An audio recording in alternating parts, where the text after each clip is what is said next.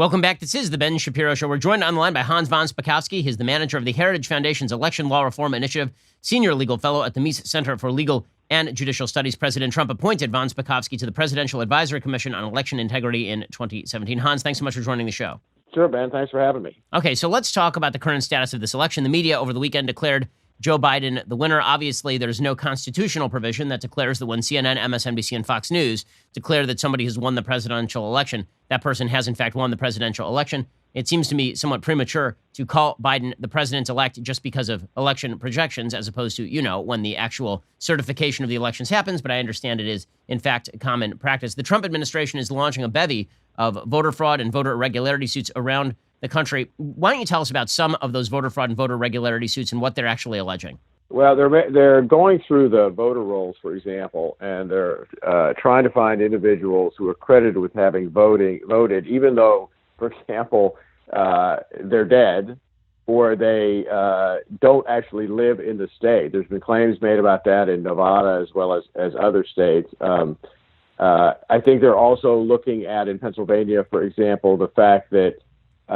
there were many absentee ballots included in the vote totals that came in after Election Day, despite the fact that under state law, absentee ballots have to be in election officials' hands by the end of Election Day. The reason they were counted is because the state Supreme Court stepped in and simply arbitrarily extended the deadline. And they are going to go to the Supreme Court, U.S. Supreme Court on that one, saying that the state court didn't have the constitutional authority to extend the deadline.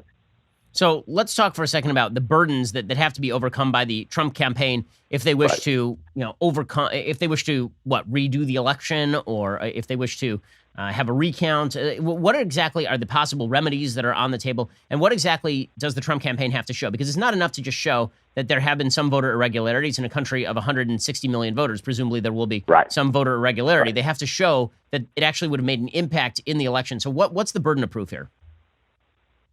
It is extremely high, and that's why no matter what the merits are of their cases, they're going to have an uphill legal battle. And look, I give an example that I think kind of illustrates this. Look, 2 years ago, the 9th congressional district in race in North Carolina was overturned. The margin of victory on Election Day was 905 votes.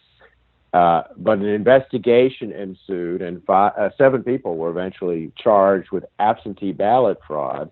And they talked. I mean, they talked and interviewed like 160 witnesses, and the result of all that was to show that enough absentee ballots had been compromised of that 905 vote margin to bring into question the outcome of the election.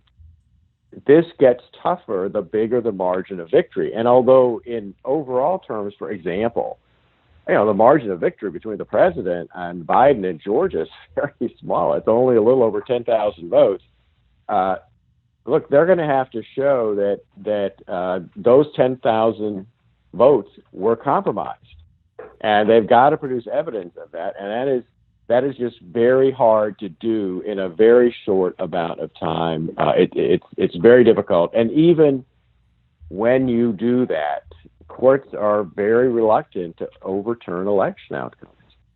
So let's talk for a second about some of the allegations that are made. For example, there was an allegation that in Michigan, there's one county where a program randomly shifted 6,000 votes into the Biden column instead of into the Trump column. We've heard from the Trump campaign that this particular software program has been used in counties across the United States. The supposition, of course, being that, of course, if it failed here, then theoretically it could have failed everywhere, and that could shift hundreds of thousands of votes. It's not simply enough to show the possibility of voter irregularity. You actually have to prove voter irregularity, no?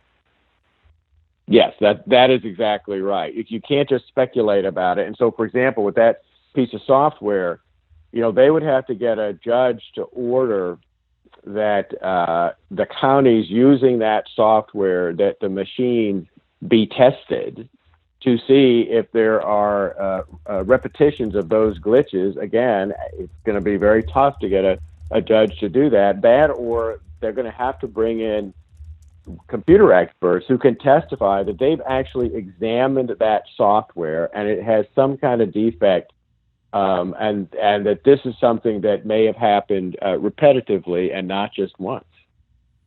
So let's talk for a second about what the timeline is going forward, because the media have insisted, of course, that anybody who does not immediately declare that Joe Biden has won the election is crazy or is engaged in some form of obfuscation, which is strange from the same media who declare that Stacey Abrams is the legit governor of Georgia and that Hillary Clinton was only barred from office because of Russian collusion. Nonetheless, what is the timeline moving forward here on when these lawsuits get adjudicated, and what do you expect the Trump administration to do? Well, there's a potential of recounts in some places like Georgia. In Georgia, you can ask for a recount if the margin of victory is less than 0.5%, and I think right now it's at about 0.25%.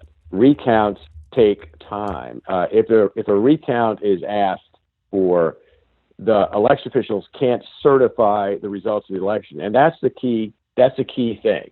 Once you have a final outcome, election officials have to certify the results. Once they've certified the results, that gets sent to Congress, and it's the certification that decides which set of electors are going to vote at the beginning of December. Now, what can delay that final certification and the final outcome, of course, is not just a recount, but litigation contesting the outcome. The one thing I'll tell you is, while cases normally can take weeks or months or years, every single one of the judges in these cases knows they're under a deadline, which is the meeting of the Electoral College, at the beginning of December. So they're going to act extremely quickly, which makes it even tougher for the Trump campaign to be able to find the kind of evidence they need to substantiate a case. Look, I don't want to be too pessimistic, but I'm just trying to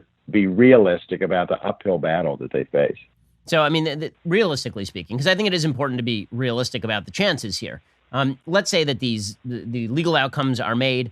Do you think that's going to be because of the rushing and the timelines, or do you think that is because the bar is just so high that it would be nearly impossible to clear, regardless of the timeline? If the Trump administration or the Trump campaign had years to figure this stuff out, it would still be incredibly difficult to prove what they are being asked to prove in court. It's both. It's both the fact that you have a very short timeline and that it's extremely difficult to find evidence. For example, in Georgia, which has one of the closest margins, I mean, it's difficult to find evidence that there were 10,000 invalid votes in the states. I mean, it's just hard. So, with all of that said, we can presumably expect all of this to wrap up in December. If President Trump decides that he does not wish to, concede the election, that has very little impact. It's mostly just PR at that point, you would assume, I would think. Yeah, no, I think that's right. All right. Well, Hans von Spakovsky, really appreciate the time and really appreciate your insight into these matters. It provides a little bit of clarity in what is a very confusing time. Thank you. Thanks. Bye-bye. All righty. Coming up, we're going to get back into everything election 2020 related. The thing is not over. There's still time, and there are still lawsuits outstanding. This is The Ben Shapiro Show.